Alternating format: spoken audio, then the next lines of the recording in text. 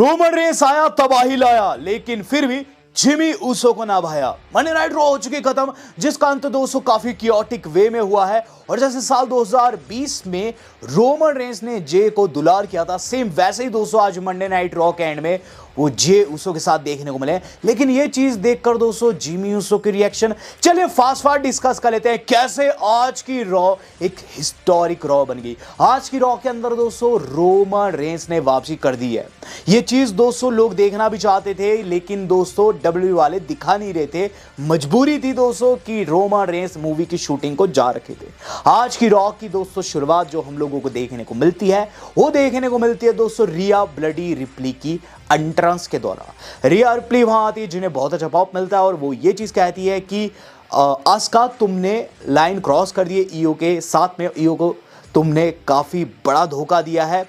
यहां वो उन्हें कॉल्ड आउट करती है। लेकिन दोस्तों गैस व्हाट, वहां कौन आता है? वहां आ जाती ईओ स्काई। ईओ स्काई कहती है कि आस्का को माफ करो, आस्का को माफ करो, क्योंकि उसने जो किया मेरे साथ किया, और मैं अभी भी उससे प्रेम करती हूँ, मैं अभी भी काबुकी वॉरियर को चाहती हूँ। जिस पर दोस्तों रिया रिप्ली बहुत ज़्यादा सैड हो जाती है चीज़ देख के कि किस कदर ईओ स्काई का माइंड वॉश हो रखा है। इस दौरान दोस्तों टाइट्रॉन स्क्रीन के ऊपर दिखाई देती है Aska along with Kairi Sen. Aska दोस्तों किसी बंद कमरे में ये बातें कहती हुई नजर आती है कि वो ईओ स्काई को माफ़ करने के लिए रेडी है, लेकिन उन्हें सलीके से उनके सामने माफ़ी मांगनी होगी।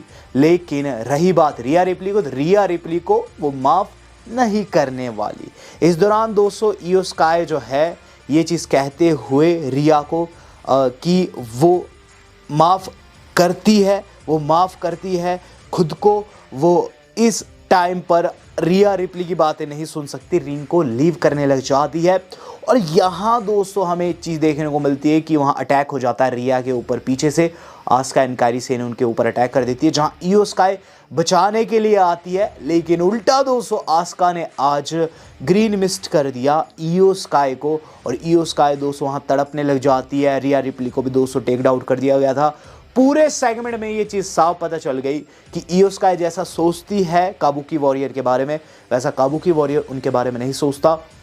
हम लोगों को देखने को मिला दोस्तों नाइट का पहला मैच, जो कि था रूसेफ वर्सेस डम डम का, जहां इंटरकॉन्टिनेंटल चैंपियनशिप दांव के ऊपर थी। वहां का किक के ऊपर किक आउट करने के बाद दोस्तों डॉम लोगों को बहुत अच्छे लग रहे थे। और गाइज एंडिंग तो क्या ही बताऊं, मज़ा आ गया। एंडिंग दोस्तों इस मैच की इस तरीके से आती है कि जो डॉम है वो एडी गरेरो वाला मूव सेट जो है पुल करना चाहते थे, जहां दोस्तों टाइटल मारते हैं रूसेफ के ऊपर और रूसेफ को ही पकड़ा देते हैं। रेफ दोस्तों समय से पहले देख लेता है डॉम को, तो कहता है डॉम तुम्हारी ये चाल नहीं चलेगी। डॉम क्या करते हैं कि गाइज रेफ को कोने में चिपका देते हैं, और रूसेफ को दोस्तों कुछ इस तरीके से उन्होंने लो ब्लो कर दिया, और उसके बाद क्रेडल में ले लिया 1 2 और 3। यहाँ दोस्तों डॉम ने टाइटल रिटेन कर लिया एडी गोरेरो वाले स्टाइल में। बात कर ली जाए दोस्तों इसके बाद दोस्तों जो हमारे अपने एलए नाइट है वो टाइटल अपॉर्चुनिटी मांग रहे थे एडम से, लेकिन वहाँ जो आते हैं कोफी जो कि मजाक उड़ाते हैं एलए नाइट का और टैग टाइटल के लिए मौका मांगते हैं। यहाँ दोस्तों एलए नाइट उन्हें मैच के लिए चैलेंज कर देते हैं, मैच कंफर्म हो जाता है। बेली का पागलपन जारी है। लायरा वॉल्केरिया दोस्तों वहाँ खड़ी है, और बेली कहती है कि आज वो उन्हें अपने कॉर्नर पर चाहती है। लायरा कहती है उनके कॉर्नर पर नहरने नहीं वाली, क्योंकि बार बार वो स्नैप कर रही है, उन्हें खुद का पता नहीं चल रहा है। बेली कहती है कि ऐसा फिर नहीं होगा, मैं तुम्हारे साथ बदसलूकी नहीं करूँगी। लायरा कहती है कि मुझे तुम पर विश्वास नहीं, मैं कॉर्नर पर नहीं रहूंगी। इसके बाद बेली का मैच भी होता है, जो कि था रैकवेल के खिलाफ में। वाकई में इसके अंदर कॉर्नर पर कोई नहीं था, और इसका नुकसान हुआ दोस्तों क्योंकि रैकवेल के कॉर्नर पर रॉक्सन थी। रॉक्सन ने दोस्तों रेफरी की आंखों से चुराते हुए बेली की आंखों में पोक कर दिया, और उसके बाद दोस्तों रैकवेल फिनिशर लगाकर जीत जाती है। लेकिन होता ये है कि जब पिटाई होने लग जाती है मैच के बाद बेली की, तो वहाँ आ जाती है लायरा हेल्प की, और बेली भी दोस्तों काफ़ी ब्रूटल वे में अटैक करती है वहाँ दोनों के ऊपर। जिसके बाद लायरा को लगता है कि फिर से स्नैप कर जाएगी, लेकिन इस बारी हम लोगों को हगर बेली देखने को मिली, जिसने गले लगा दिया वहाँ लायरा को। लायरा बहुत ज़्यादा कंफ्यूज नजर आई। बैक स्टेज कायरी सेन जाकर ईओ स्काई को कह रही है कि तुम्हारे पास मौका है, तुम आस्का से माफ़ी मांग कर वापस आ सकती हो। जिस पर ईओ उन्हें वहाँ से जाने को कहती है। कायरी सेन जाते जाते एक फ़ोटो दे देती है जो कि इन तीनों की थी, जो कि काफ़ी इमोशनल मुझे लगा है दोस्तों। होल स्टोरी लाइन काफ़ी सही चल रही है। जो स्टोरी लाइन इससे भी सही चल रही है वो है गाइस द ब्लड लाइन की। द ब्लड लाइन के द ऊसोस बैक स्टेज देखने को मिल रहे हैं और गाइस दोनों के बीच में बातचीत चल रही है। यहाँ दोस्तों जिमी ऊसो काफ़ी मस्ती वाले मूड में है, जे सीरियस है, जिस पर दोस्तों में ये चीज़ देखने को मिलती है कि जिमी सवाल करते हैं जे से कि तूने हेल्प क्यों नहीं किया, मैं तो हेल्प के लिए स्टैंड करता हूँ, तूने हेल्प क्यों नहीं किया एलए को, और मुझे तू मैच के अंत में आया उससे पहले तूने हेल्प करने से मना कर दिया। तो इस पर दोस्तों जे कहते हैं मैं हेल्प क्यों करूं उस एलए को जिसकी वजह से मुझे इतना बड़ा नुकसान हुआ। अगर एलए नाइट ना होता तो क्या पता मैं आज वर्ल्ड हेवीवेट चैंपियन होता।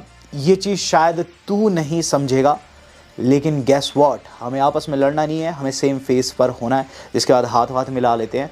तो गाइस यहाँ जे ऊसो जो थे वो अलग ही जोन में थे और जिमी ऊसो अलग ही जोन में थे, साफ पता चल रहा था दोस्तों। और काफ़ी खरी कोटी सुनाई भी उन्होंने जिमी को। जिसके बाद हम लोगों को देखने को मिला एलए नाइट और कोफी किंगस्टन, जिसमें ऑफ नोवेयर बीएफटी लगता है कोफी को और एलए नाइट जीत जाते हैं। इसके बाद बेकी लिंच का दोस्तों हम लोगों को गुस्सा देखने को मिलता है।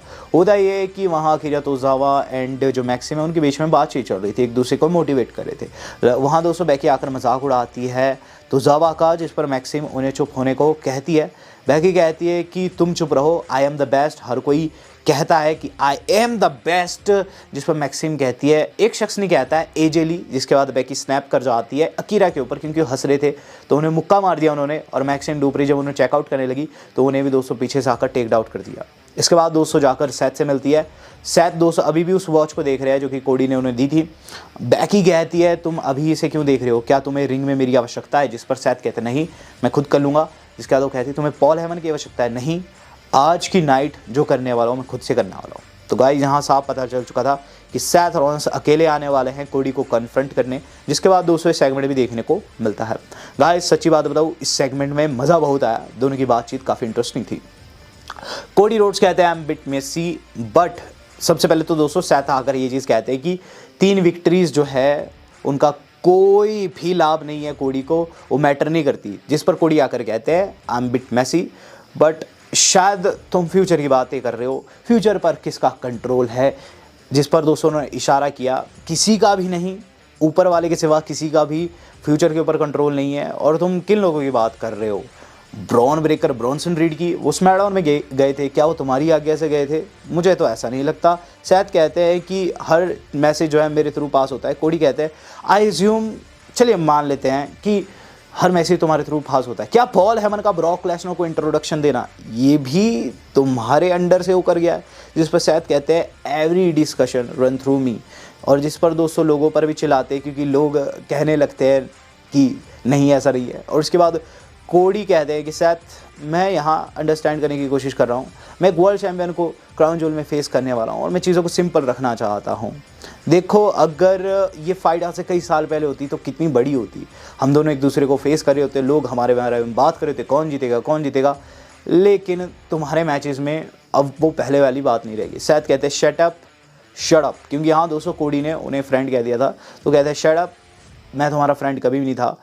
और रही बात रेसलमैनिया 40 की, मैं कह दूँ कि तुम किसी ईवल से कम नहीं हो और हम कभी दोस्त नहीं बन सकते। और मैं बताऊँ तुम मेरे लेवल के भी नहीं हो, मैं तुमसे ऊपर के लेवल का हूँ। विज़न काफ़ी बड़ा है और विज़न को एक ही शख्स जो है लीड करेगा जो कि हूँ मैं। यहाँ दोस्तों सेगमेंट ख़त्म हो जाता है क्योंकि कोडी कुछ नहीं कह पाते हैं। और यहाँ दोस्तों सैथ ने ये चीज़ साफ कर दी कि विज़न को लीड करने वाले हैं और क्राउन ज्वेल में वो जीतने वाले हैं। यहाँ दोस्तों बात इतनी सी है कि कोडी ने दोस्तों जो करना था वो कर दिया। उन्होंने दिमाग में बहुत सारे सवाल डाल दिए दोस्तों वहाँ रॉलिन्स के, और ये चीज़ भी डाल दी कि पॉल हेमन शायद से उनके लिए बेवफा है। बात की जाए दोस्तों इसके बाद क्या हो, इसके बाद दोस्तों हम लोगों को देखने को मिलता है ईओ स्काई से जाकर मिल रही है रिया ब्लडी रिप्ली। रिया रिप्ली कहती है आर यू ऑल राइट, जिसका ईओ कहती है आई एम गुड, बट मुझे उन दोनों के खिलाफ मैच चाहिए। तो मैं और तू मैंने बात कर ली है, हम दोनों फेस करेंगे क्राउन ज्वेल में उन दोनों को। जिस पर ईओ स्काई को रिया कहती है क्या मैं तुझ पर विश्वास कर सकती, ईओ कहती है डेफिनेटली, अब हम दोनों एक है। तो यहाँ इनकी टीम बन गई।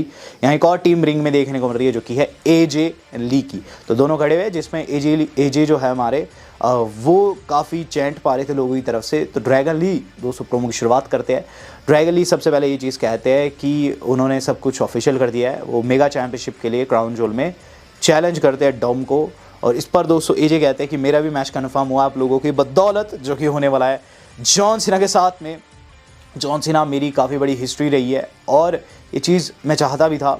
तो आप सब लोगों का धन्यवाद है और मुझे फिर से मौका मिल रहा है to get to beat John Cena as this. पर लोग हंसने लग जाते हैं और उसके बाद दोस्तों वो कहते हैं कि आज एक अलग मौका मिला है, जो कि है लॉस अमेरिकानोस को पीटना, एल ग्रांडे अमेरिकानोस को पीटना। और इस पर दोस्तों हम लोगों को देखने को मिलती है इन तीनों की एंट्री। और गाइस यहाँ टैग टीम मैच होता है इन दोनों के खिलाफ में, यानी कि ये जो गुर्गे है एल ग्रांडे के, इनके खिलाफ में, लॉस अमेरिकानो के खिलाफ में। और इस मैच के अंदर दोस्तों एजे स्टाइल्स की टीम की तगड़े वाली जीत हुई और ये लोग बहुत ज़्यादा डिफरेंट थे। मैं सोच रहा था पीट डन होगा, लेकिन कोई अलग ही दोस्तों आप कह सकते शख्स था और दोनों ही सुपरस्टार दोस्तों अलग अलग से थे।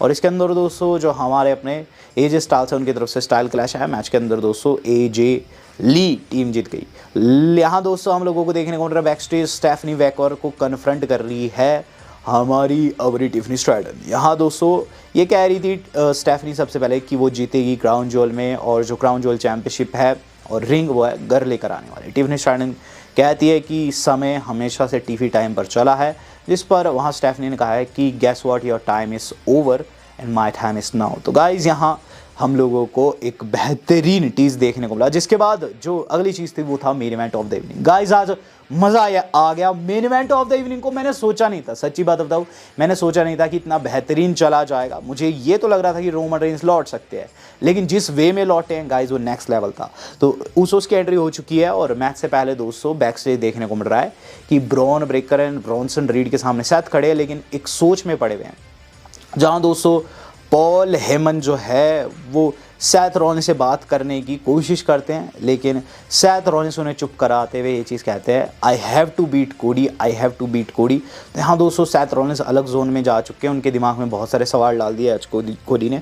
इसके बाद दोस्तों इन दो की एंट्री होती है। एंट्री पर दोस्तों ऊसोस ने इन पर अटैक कर दिया। टॉर्नेडो टैग टीम मैच था, क्योंकि यहाँ दोस्तों जिमी को टेक डाउन कर दिया जाता है एक मासिव क्लोज लाइन के द्वारा, जो कि ब्रेक कर मारते उन्हें। ये टेबल के ऊपर लगी और ऐसा लगा जिमी लौटेंगे नहीं, लेकिन एंड में वो लौटते हैं। लेकिन इवेंचुअली दोस्तों ब्रॉन ब्रेकर एंड रीड दोनों को ही डिस्ट्रॉय कर देते हैं और मैच के अंदर वो जीतने वाले थे। लेकिन गाइस थीम सॉन्ग प्ले हो गया, one and only OTC Roman Reigns का, और जनता पागल हो। पॉल हेमन का चेहरा देखने वाला था गाइस, पॉल हेमन के छक्के जुड़ गए। वहाँ दोस्तों रोमन रेंस आए, हाथों में ली चेयर और गाइस जाते सार सबसे पहले तो दोस्तों ने ब्रेकर को बाहर निकाला और रीड को 2 से 3 जो शॉट लगाए बाहर गिरे।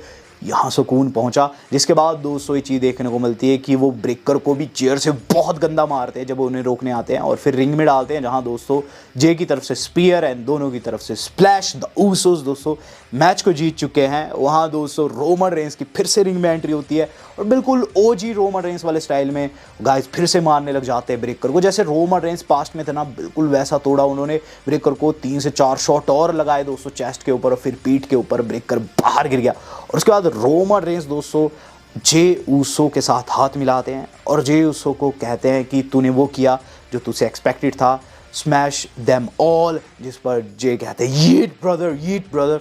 यहाँ दोस्तों बैकग्राउंड में जो जिमी थे थोड़े से जेलस थे और थोड़े से सैड थे। मैं नहीं जानता ऐसा क्यों है, लेकिन यहाँ जे के प्रति रोमन का जो ज़्यादा झुकाव है वो साफ देखने को मिला है। विद दैट बीइंग सेड, कहीं ना कहीं दोस्तों स्टोरी लाइन अब और आगे बढ़ेगी और इसके अंदर दोस्तों और लेयर्स खुलेगी। But fact of the matter is this कि guys Roman Reigns is back and guys Roman Reigns is stronger than ever. तो गाइस रोमन रेंस की वापसी हो चुकी है और काफ़ी तगड़े वे में दोस्तों आज रोमन रेंस ने अपनी वापसी की और बहुत तगड़े तरीके से पिटाई इन दोनों को, जिससे दोस्तों मैं तो बहुत ज़्यादा खुश हूँ। आप कितने खुश हैं रोमन रेंस को दोस्तों? आप क्या कहना चाहते हैं? Do let me know in the comment box. Video मेरी आज की इतनी थी। वेल दोस्तों आज तक इतना ही, धन्यवाद, शब्बा खैर।